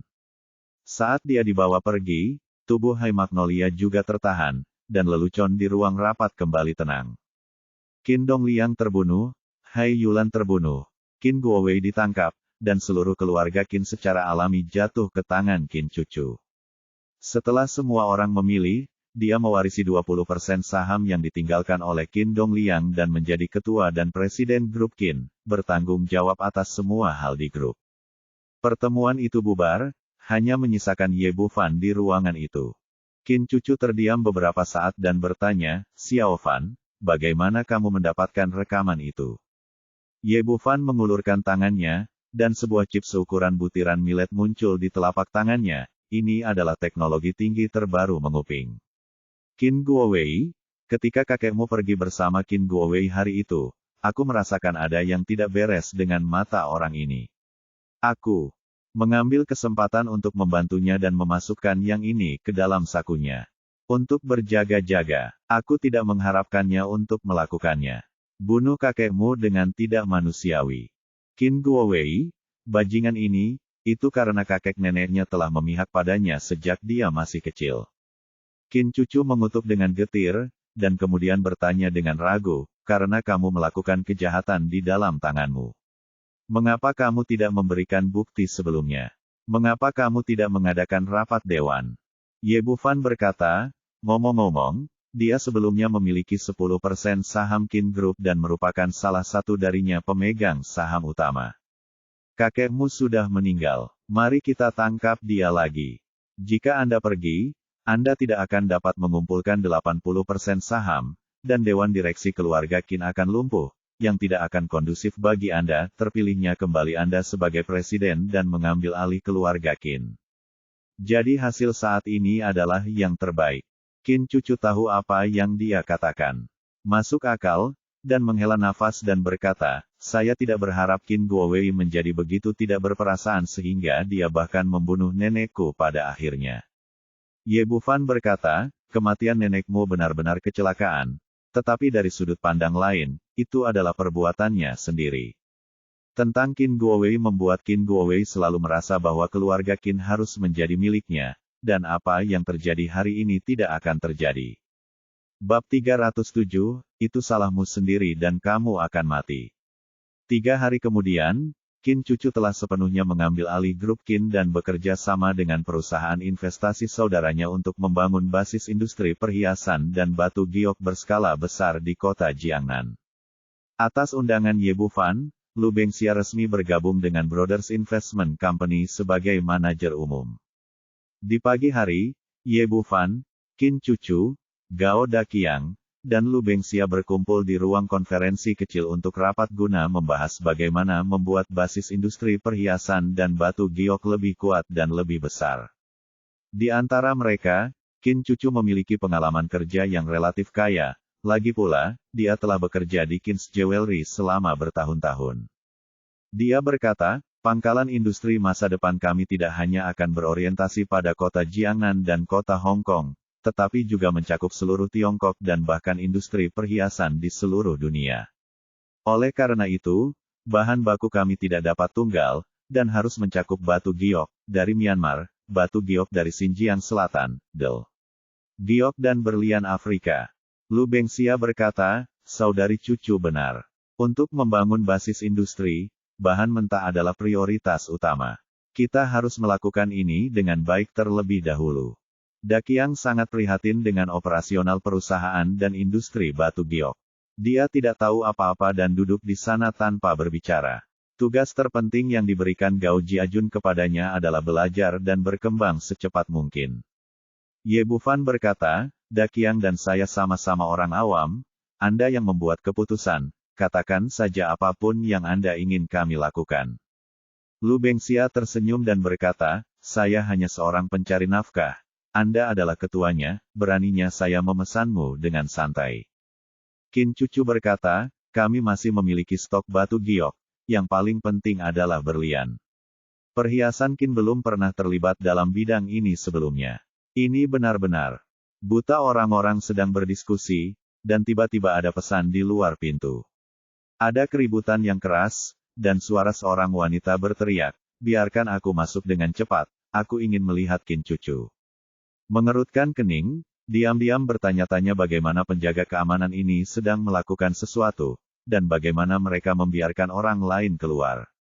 Dan saat ini, wanita itu berseru lagi, Cucu, saya Ibu Chao Xiaowan, di mana kamu? Ada sesuatu yang penting untuk ditanyakan padamu. Mendengar bahwa itu adalah Ibu Chow Siaowan, Qin Cucu tidak bisa mengabaikannya. Dia mendorong dia berjalan keluar pintu, dan Ye Bufan serta yang lainnya mengikuti di belakang. Di luar ruangan, beberapa penjaga keamanan sedang menarik seorang wanita parubaya, bersiap menyeretnya keluar. Qin Cucu berkata, "Lepaskan, ini Bibi Zhou saya." Wanita parubaya itu adalah Zhou Meifeng, Ibu Chow Siaowan, dan mereka pernah bertemu sebelumnya. "Cucu, Bibi, tolong selamatkan Siaowan, aku hanya seorang putri." Zhou Meifeng segera bergegas menghampiri Qin Cucu ketika dia melihatnya, berlutut di tanah dan memeluk pahanya sambil menangis. Qin Cucu sedikit bingung dan dengan cepat membantunya berdiri dan berkata, "Bibi, ada apa? Mari kita bicarakan di dalam." Setelah mengatakan itu, dia membantu Zhou Meifeng ke ruang konferensi kecil dan menarik kursi untuk dia duduk. "Bibi Zhou, apa yang terjadi? Ada apa dengan Siaowan? Itu semua Kanu yang penipu. Dia membunuh Siaowan kita." Zhou Meifeng menangis lagi saat dia berbicara, melihat sekeliling. Qin Cucu menghibur, "Bibi Zhou, jika ada yang harus Anda lakukan, katakan saja. Menangis saja tidak akan menyelesaikan masalah. Kami harus menjelaskannya dengan jelas sebelum kami dapat membantu Anda menemukan solusi. Bukan seorang pangeran sama sekali, dan dia ada di rumah. Dan aku punya 4 istri." Zhou Meifeng menyeka air mata dari wajahnya dan mulai bercerita. Ternyata Kanu benar-benar pembohong. Bukan saja dia bukan seorang pangeran, dia juga sangat miskin. Dia tinggal di sebuah suku kecil di Afrika dan memiliki 4 istri dan 12 anak di rumahnya. Dia menipu Chow Siaowan untuk naik pesawat atas nama pernikahan. Setelah tiba di Afrika, dia segera merobek paspornya, mengambil teleponnya, dan memperlihatkan wajah aslinya. Bahkan jika Chow Siaowan mengetahui kebenarannya pada saat itu sudah terlambat. Dia tidak bisa pergi kemanapun tanpa bukti identitas, apalagi mencari bantuan resmi. Setelah dibawa ke sukunya oleh Kanu, mereka menemukan bahwa tempat ini adalah tempat yang sangat terpencil, bahkan lebih terbelakang dibandingkan beberapa daerah pegunungan terpencil di Tiongkok. Yang paling penting adalah Kanu menculiknya kembali dengan tujuan membiarkannya menjual tubuhnya untuk menghasilkan uang dan menghidupi keluarga yang beranggotakan lebih dari 10 orang. Awalnya dia ingin melawan, tapi dia dipukuli habis-habisan oleh Kanu dan para wanitanya, dan kemudian dia harus menyerah. Sejak hari itu, alih-alih menjadi putri impiannya, Chow Siaowan mulai menjalani kehidupan yang mengerikan, menerima lebih dari selusin tamu setiap hari, terkadang bahkan puluhan. Kanu dan perempuan kulit hitam akan memukul dan menendangnya setiap hari ketika dia mendapat masalah. Chow Siaowan mencoba bunuh diri beberapa kali, tapi gagal.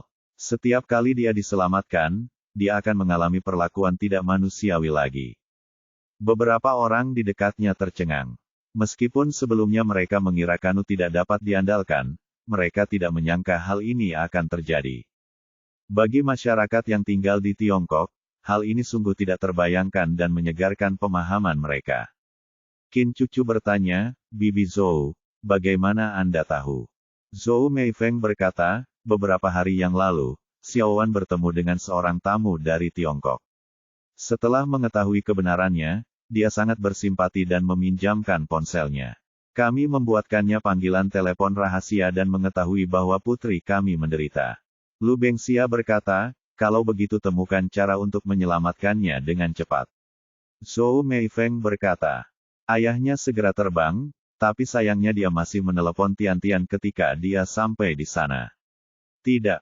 Afrika sangat besar dan tidak berkembang seperti Tiongkok. Sebagian besar tempat tidak memiliki registrasi informasi kependudukan, dan tidak ada internet untuk mencari orang. Setelah berjuang di sana selama 4 atau 5 hari, mereka tidak ditemukan, dan mereka kemudian dirampok. Kosong. Dalam keputusasaan, dia menelepon saya untuk terakhir kalinya, dan kemudian gantung diri di pohon bengkok di Afrika. Pada titik ini, dia menangis lagi. Keluarga yang awalnya baik beranggotakan 3 orang kini menjadi satu-satunya yang tersisa. Setelah mendengar hasil ini, semua orang terdiam dan tidak tahu harus berkata apa. Zhou Meifeng meraih tangan Qin Cucu lagi dan berkata, "Cucu, Bibi benar-benar tidak punya pilihan. Saya tahu bahwa Anda adalah presiden dan memiliki hubungan baik dengan Xiao Wan. Hanya Anda yang dapat membantunya. Tolong, Anda harus menyelamatkannya. Keluarga Qin kami tidak memiliki kontak bisnis atau kenalan di Afrika." "Baiklah, Bibi, saya pasti akan mengurus urusan Xiao Wan, tetapi beri saya waktu untuk memikirkan solusinya." Setelah akhirnya menenangkannya, Zhou Meifeng diusir. Setelah kembali, beberapa orang terdiam. Gao Daqiang bertanya dengan bingung, "Apa yang terjadi? Bukankah itu Cao Xiaowan dari Tiongkok? Mengapa dia pergi ke Afrika dengan begitu baik?" Lu Bengxia juga bertanya, "Ya, apa yang sebenarnya terjadi?" "Itu sendiri." Ye Bufan menceritakan kisah Cao Xiaowan dari awal sampai akhir. Setelah mendengarkan apa yang dia katakan, Gao Daqiang membanting meja dan berkata dengan marah, "Kamu meremehkan pria Tiongkok dan kamu harus menemukan Nigas sendiri, bermimpi menjadi seorang putri. Orang seperti ini pantas berada di tempatnya saat ini dan tidak pantas mendapatkan simpati sama sekali." Lu Bengxia tidak berkomentar, tapi juga menggelengkan kepalanya, jelas tidak setuju dengan tindakan Cao Xiaowan. Qin Cucu berkata dengan penuh semangat, "Meskipun Xiaowan melakukan kesalahan, sungguh menyedihkan berada dalam situasi seperti sekarang ini. Apapun yang terjadi, kita harus menyelamatkannya." Bab 308, Kekuatan Tingkat Tinggi. Gao Daqiang masih berkata dengan marah, "Lalu siapa yang bisa menyalahkannya? Dia menempuh jalannya sendiri. Bukankah dia suka mencari pria dari luar negeri? Bukankah itu berarti pria China tidak layak untuknya? Maka dia harus menanggung akibatnya, atas pilihannya sendiri." Lu Bengxia berkata, "Itu benar. Kita semua sudah dewasa. Kita harus menempuh jalan yang kita pilih. Tidak peduli apakah kita benar atau salah, kita harus menanggungnya sendiri." Petik 2. Tetapi dia telah dihukum cukup untuk kesalahan yang dia buat. Bagaimanapun juga, Cao Xiaowan pernah menjadi sahabat Qin Cucu. Dia menatap Ye Bufan dengan sedih dan berkata, "Xiao Fan, aku tahu kamu sangat mampu. Tolong selamatkan Xiao Wan kembali." Ye Bufan berpikir sejenak dan berkata, "Baiklah, saya akan pergi ke Afrika." Gao Daqiang berkata, "Xiao Fan, kamu harus berhenti mengkhawatirkan seorang feminis yang terlalu percaya diri dan biarkan dia mengurus dirinya sendiri. Lagi pula, tempat-tempat seperti Afrika sangat merepotkan. Banyak suku yang primitif dan anarkis. Masyarakatnya sama sekali tidak masuk akal. Apalagi lingkungan ekologi di sana tidak baik, berbagai penyakit umum terjadi, dan semuanya aneh. Sakit." Petik 2. Ye Bufan berkata, "Meskipun Cao Xiaowan memiliki ide-ide ekstrim dan bukan orang baik, dia adalah sahabat Cucu, dan dia telah dihukum sebagaimana pantasnya. Selain itu, bukankah kita hanya mengatakan bahwa kita perlu melakukannya? Tolong, apakah perlu memiliki sumber berlian untuk membangun basis industri perhiasan dan batu giok yang kuat? Tentu saja di Afrika, jadi saya perlu pergi ke sana dan melihat apakah saya bisa membangun salah satu berlian kami sendiri setelah menyelamatkan Cao Xiaowan." Saluran pasokan eksklusif. Setelah mendengar apa yang dia katakan, kedua orang itu tentu saja tidak lagi keberatan. Qin Cucu memegang tangannya dan berkata dengan emosi yang dalam, "Xiao Fan, terima kasih banyak." Lu Bengxia berkata, "Dalam hal ini, kamu harus lebih berhati-hati saat sampai di sana." Gao Daqiang berdiri dan berkata, "Xiao Fan, bagaimana kalau aku pergi bersamamu, lebih banyak orang dapat berbagi kekuatan." Ye Bufan berkata, "Tidak perlu, aku harus bergantung padamu ketika aku meninggalkan rumah. Kalau tidak aku tidak akan khawatir ketika aku sampai di sana." Baru-baru ini, dia berkata kami memang memiliki banyak musuh di kota Jiangnan, dan kerabat kami di sini harus dilindungi. Qin Cucu berkata, "Xiao Fan, biarkan aku pergi bersamamu." Ye Bufan menepuk pundaknya dan berkata, "Apa yang akan kamu lakukan? Apakah menurutmu terlalu mudah bagiku untuk pergi keluar sendirian? Beri aku lebih banyak, apakah itu sedikit sebuah beban? Terlebih lagi, grup Qin baru saja stabil dan tidak dapat hidup tanpamu." Petik 2. Cuma bercanda, Gao Daqiang bisa membantu, tapi dia hanya bisa membantu. Ini, Qin Cucu berkata tanpa daya, baiklah. Kamu harus pergi lebih awal dan kembali lebih awal, dan memperhatikan keselamatan. Setelah masalah ini dikonfirmasi, Qin Cucu segera mengatur agar Ye Bufan memesan penerbangan ke Afrika. Pada pukul 8 malam, dia menolak permintaan pengantaran orang lain dan naik taksi ke bandara. Setelah turun dari bus, Ye Bufan berjalan menuju persimpangan bandara sendirian. Karena dia memiliki cincin penyimpanan, dia tidak membawa barang apapun. Saat dia mengambil beberapa langkah ke depan, seseorang dari belakang tiba-tiba berseru, "Pria tampan di depanmu itu, bisakah kamu membantuku membawa barang bawaanku?" Ye Bufan menoleh ke belakang dan melihat He Suang-Suang berdiri di belakangnya, menyeret kopernya dan tersenyum. Hari ini dia mengenakan jeans sederhana, t-shirt, dan topi baseball hitam di kepalanya. Rambut selendangnya diikat menjadi ekor kuda yang tergantung di belakang kepalanya. Hanya saja dia begitu cantik, meski mengenakan pakaian biasa, dia tetap menawan dan menawan. "Suang-Suang, kenapa kamu ada di sini?" Ye Bufan cukup terkejut dengan kedatangan He Suang-Suang. He Suang-Suang melangkah maju dan memeluk lengannya, dan berkata dengan senyuman di wajahnya, "Aku bilang aku akan melakukan perjalanan ke Afrika dan bertemu denganmu secara kebetulan. Apakah kamu percaya?" "Tidak, ini suatu kebetulan. Itu karena aku kebetulan sedang berlibur. Kudengar kamu pergi ke Afrika untuk urusan bisnis, jadi aku membelikanmu tiket untuk penerbangan yang sama. Apakah ini alasan yang bagus?" Masuk akal. Koper di tangannya, tepat ketika kedua orang itu hendak masuk ke pintu masuk, lebih dari selusin mobil melaju ke arah mereka, dan suara rem yang keras menarik perhatian banyak orang. Kendaraan yang diparkir sembarangan di depan pintu masuk bandara. Pemimpinnya, sebuah Rolls-Royce yang terentang, terbuka dan seorang pria parubaya berusia 40-an keluar. Pria ini memiliki rambut panjang yang diikat di atas kepalanya dan mengenakan jubah panjang. Dia tampak seperti kostum kuno. Jika bukan karena ekspresinya yang arogan dan kerumunan orang yang dia sapa, dia akan mengira dia adalah seorang aktor dalam drama kostum. Ada lebih dari selusin orang yang mengelilinginya. Masing-masing dari mereka mengenakan jas dan sepatu kulit. Tapi ekspresi dia memandang pria parubaya itu penuh rasa hormat dan kagum, dan wajahnya penuh sanjungan dan sanjungan. Di sekeliling orang-orang ini ada puluhan pengawal berjas hitam, yang terus-menerus mengusir orang yang lewat yang sedang menyaksikan kemeriahan.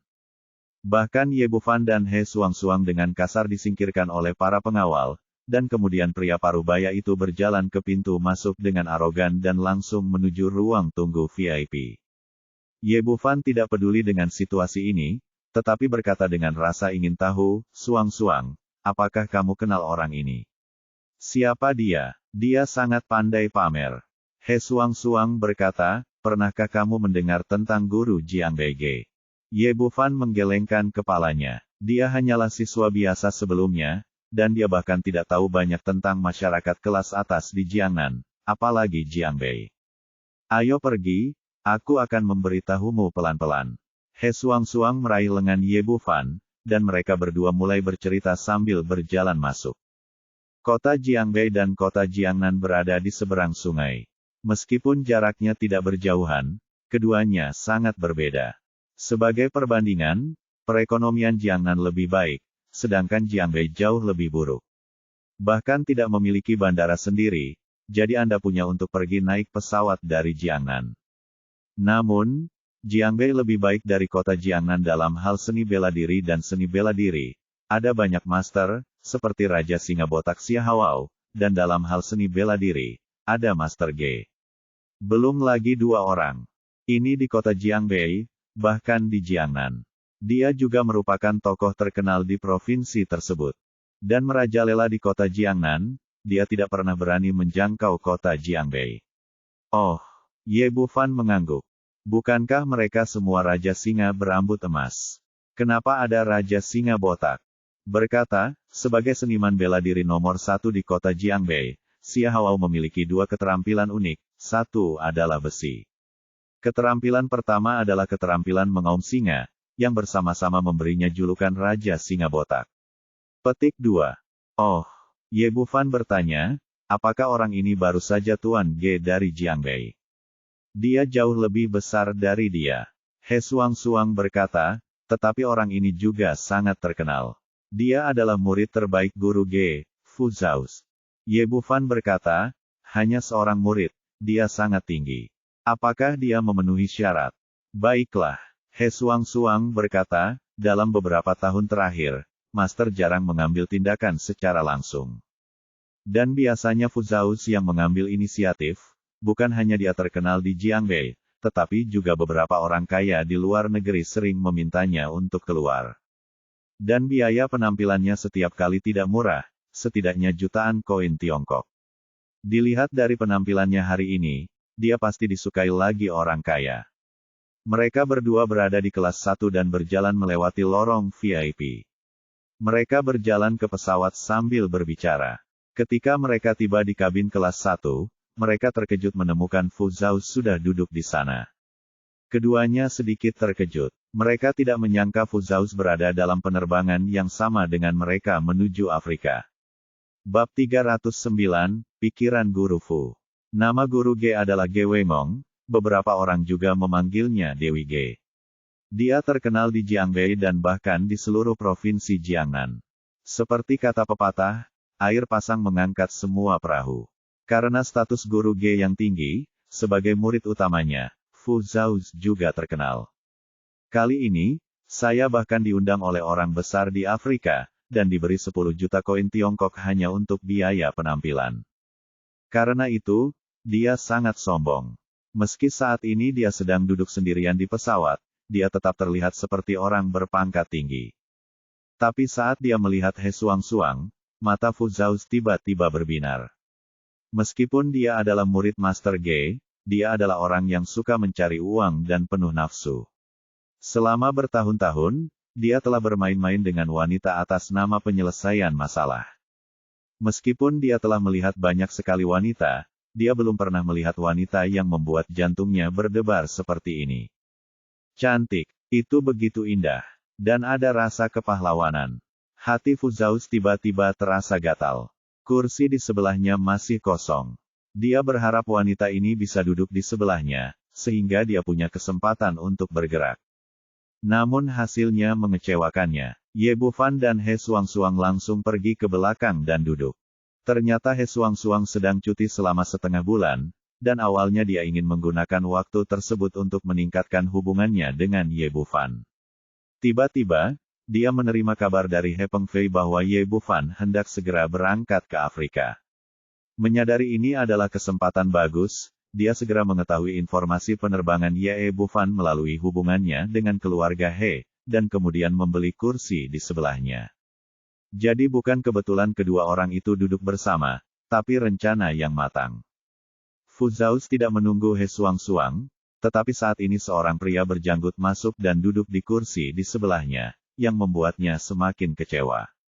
Tak lama kemudian, semua penumpang naik ke pesawat, dan pesawat lepas landas dan terbang menuju belahan bumi lain. Fu Zhao duduk di kursinya, pikirannya berputar cepat, memikirkan cara menarik perhatian He Suang dan menjalin hubungan. Maaf, apakah Anda Tuan Fu dari Jiangbei? Seorang pramugari memandangnya dengan kagum dan berkata. Fu Zhao bersemangat, iya, ini saya. Pramugari berkata dengan penuh semangat, Tuan Fu, saya sudah lama mendengar nama Anda. Saya tidak menyangka akan bertemu dengan Anda hari ini. Bisakah Anda membantu saya melihatnya? Fotomu. Karena pertemuan adalah takdir, tentu saja bisa, dan kamu tidak akan dibayar apapun. Fu Zhao biasanya mengenakan biaya banyak untuk melihat foto orang, setidaknya 5 digit. Hari ini, secara berurutan untuk menarik perhatian He Suang, dia melakukan ini. Tuan Fu, terima kasih banyak. Wajah pramugari itu penuh kegembiraan. Dia sudah lama mendengar nama Tuan Ge dan Tuan Fu orang dan jarang menunjukkannya kepada orang biasa. Fu Zhao pertama-tama melihat penampilan pramugari, lalu melihat tangan kecilnya dengan hati-hati, dan kemudian berkata, kamu mengalami peristiwa besar dalam hidup ketika kamu berumur 7 tahun. Kamu seharusnya kehilangan salah satu orang tuamu. Benar, ya? Ibuku meninggal tahun itu, dan ayahku yang membesarkanku. Pramugari itu mengangguk dengan tergesa-gesa, matanya menjadi semakin memujanya. Anda pasti mengalami kecelakaan ketika Anda berusia 18 tahun. Itu adalah bencana kecil dalam hidup Anda. Fu Zhao sangat bangga atas persetujuan pramugari dan berbicara semakin keras, menarik perhatian penumpang di sekitarnya. Pramugari itu menambahkan, ya, saya mengalami kecelakaan mobil ketika saya berusia 18 tahun. Setelah bencana itu, keberuntungan Anda menjadi lebih baik. Jika saya membacanya dengan benar, Anda melamar perusahaan ini menjadi pramugari. Semoga beruntung, posisimu awalnya bukan milikmu, tetapi hanya karena keberuntungan maka impianmu menjadi kenyataan. Benar, awalnya saya tidak berhasil dalam wawancara, tetapi seseorang di depan saya tiba-tiba jatuh sakit, jadi saya mendapat kesempatan ini. Pramugari sangat terkesan dengan fisiognomi Fu Zhao dan berkata dengan kekaguman di wajahnya, Fu Master, bagaimana dengan nasibku di masa depan? Dalam 3 bulan, kamu akan menghadapi bencana lain, yang akan lebih serius daripada bencana ketika kamu berusia 18 tahun. Kamu mungkin berada dalam bahaya dalam hidupmu. Perubahan besar, dia berkata dengan gugup, Tuan Fu, apakah ada cara untuk mengatasinya? Tentu saja ada cara. Saya akan meninggalkan nomor telepon saya. Anda dapat pergi ke Jiangbei Dojo untuk menemukan saya dalam waktu setengah bulan. Saya akan membantu secara pribadi kalau begitu kamu selesaikan. Jika kamu bisa melewati malapetaka ini, kamu akan aman dalam hidup ini tanpa rasa khawatir. Meskipun pramugari di depannya tidak sebaik He Suang-Suang, dia masih jauh lebih cantik daripada wanita biasa. Jadi Fu Zhao tidak mau melepaskannya. Namun, saya memutuskan untuk kembali ke Jiangbei sebelum mengambil tindakan. Tentu saja pramugari tidak mengetahui hal ini dan dengan senang hati meninggalkan nomor teleponnya. Fu Zhao pamer untuk waktu yang lama, tetapi sayangnya, He Suang-Suang hanya berbisik kepada Ye Bufan di sana dan tidak memperhatikan penampilannya sama sekali. Namun, perhatian beberapa penumpang lainnya tertarik. Pria berjanggut di sebelahnya berkata dengan penuh semangat, Tuan Fu, bisakah Anda membantu saya membaca fase selanjutnya? Fu Zhao sedang memikirkan cara untuk berhubungan dengan He Suang-Suang, tetapi ternyata dia sedang tidak mood. Dia mengabaikannya, melambaikan tangannya dan berkata, kamu dan aku tidak ditakdirkan untuk bersama, jadi lupakan saja. Pria berjanggut itu tampak kecewa, tapi tidak ada yang bisa dia lakukan. Seorang wanita gemuk parubaya di depan berkata, Tuan Fu, menurut Anda apakah nasib di antara kita telah tiba? Fu Zhao berkata, Anda telah menjalani operasi plastik di wajah Anda, tidak masalah apakah Anda melihatnya atau tidak. Dia menolak orang-orang di sebelahnya satu demi satu. Dia berdiri dan mendatangi tamu He Suang-Suang. Karena ikan tidak mengambil umpan, dia tidak punya pilihan selain melemparkan jaring. Nak, aku merasa ditakdirkan untuk bertemu denganmu hari ini, jadi aku akan memberimu heksagram gratis. Fu Zhao memasang citra sok suci seorang ahli, tapi dia tidak bisa menyembunyikan kecabulan di matanya. Qin Cucu mengangkat kepalanya dan berkata, maaf, saya tidak pernah suka meramal. Dia tidak mempercayai ini sama sekali sebelumnya, tapi setelah melihat metode ajaib Ye Bufan, bagaimana dia bisa menganggap serius orang-orang ini? Fu Zhao tersenyum tipis, nak, kamu pasti tidak tahu identitasku. Aku Fu Zhao dari Jiangbei, dan majikanku adalah Master Ge. Teman-teman yang memberiku wajah memanggilku Master Fu. Aku mahir dalam Feng Shui dan seni mistik, tapi saya dengan mudahnya tidak memberitahu orang cara membaca peramal.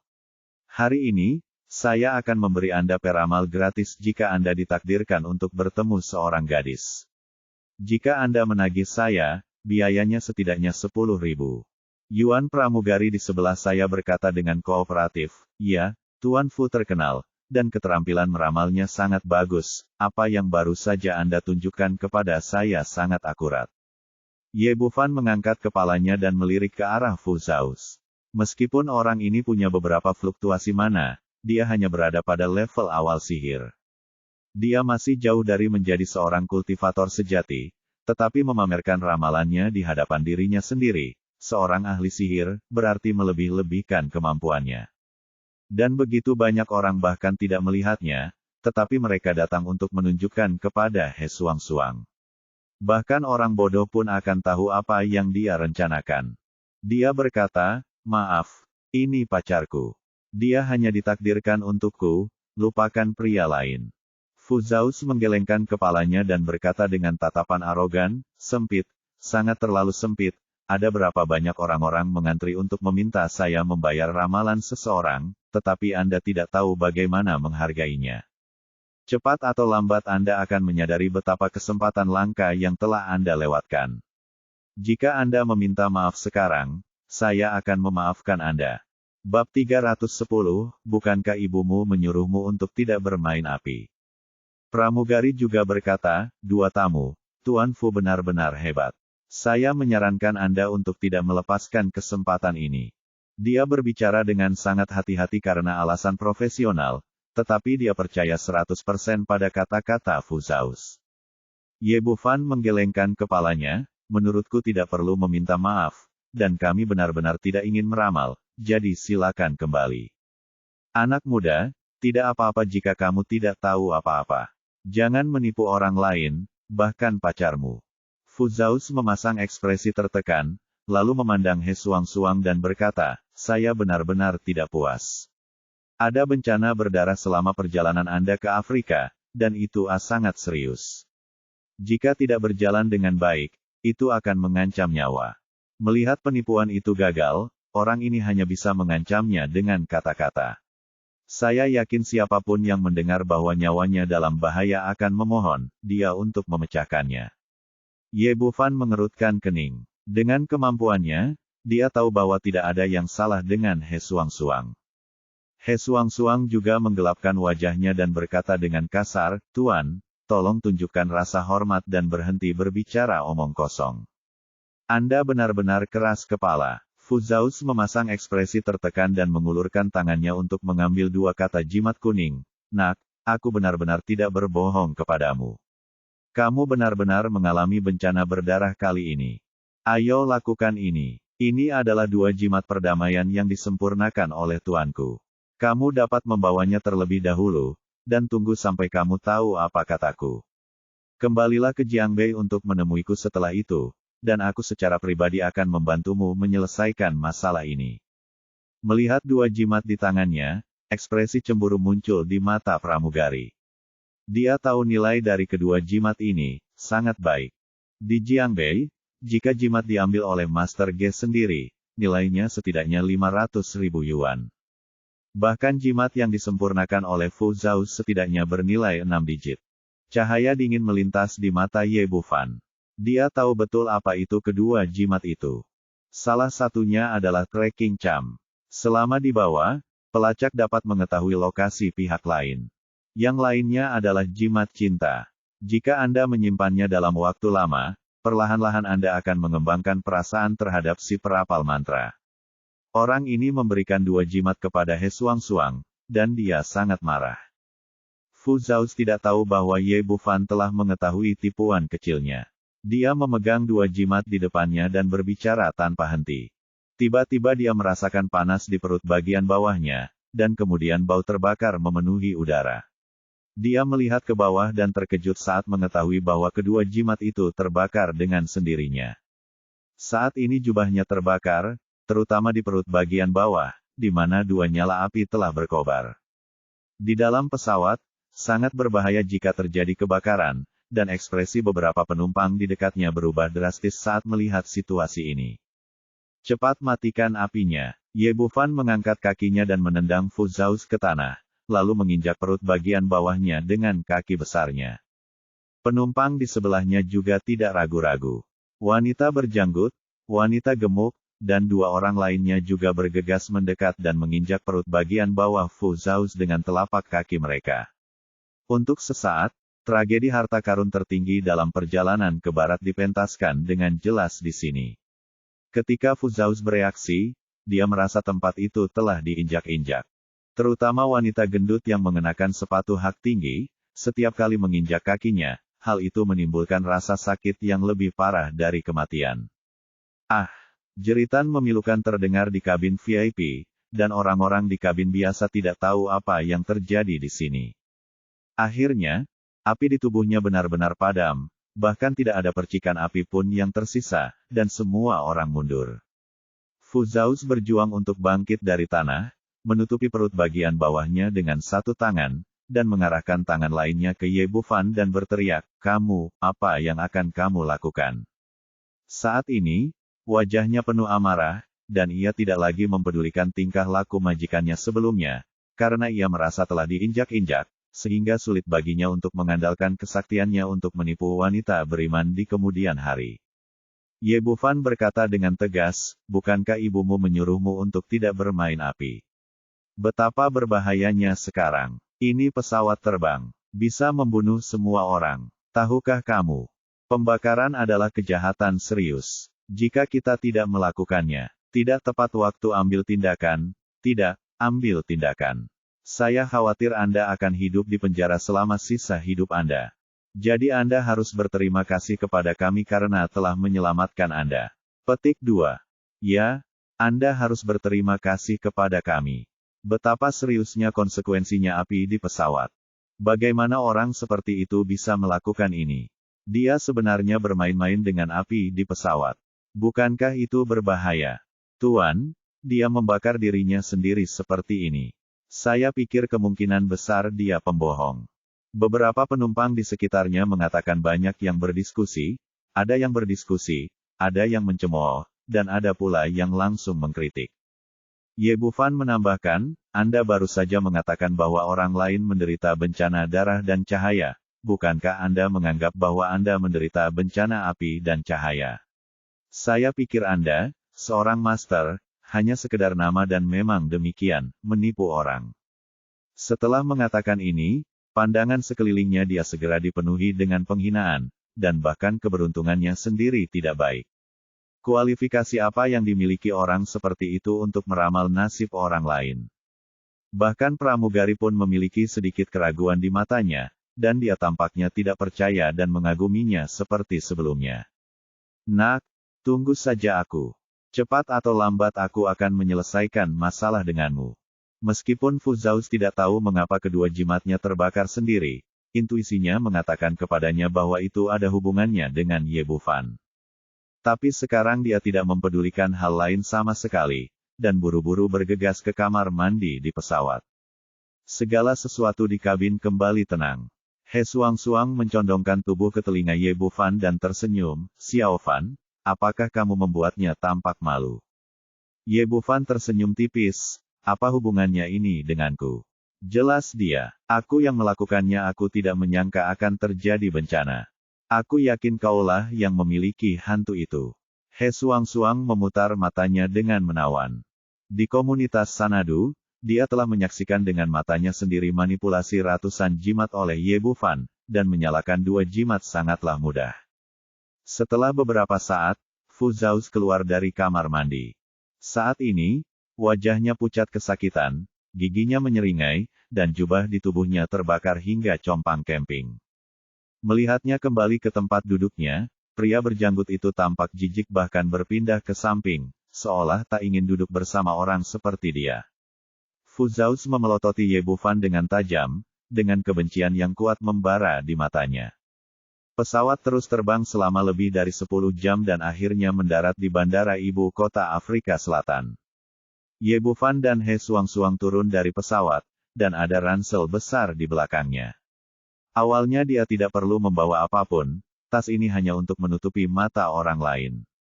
Di luar pintu keluar bandara, seorang pria parubaya berusia 40-an sedang berjongkok di tanah sambil merokok. Meski banyak orang yang menunggu untuk dijemput, pria inilah yang paling mencolok. Karena dia merokok terlalu banyak dan terlalu cepat, seluruh tubuhnya diselimuti asap tipis. Rambut pria ini berantakan dan dia mengenakan setelan jas yang ukurannya terlalu besar. Dia terlihat agak jorok. Saat dia merokok, dia menunjukkan 2 gigi emas besar dari waktu ke waktu. Meski penampilannya tidak terlalu menarik, ada kilatan di matanya yang sulit dideteksi dari waktu ke waktu. Saat ini, dia melihat Ye Bufan dan He Suang-Suang berjalan keluar. Dengan jentikan jarinya, puntung rokok yang padam membentuk parabola dan secara akurat jatuh ke tempat sampah di sebelahnya, lalu melangkah maju untuk menemui mereka.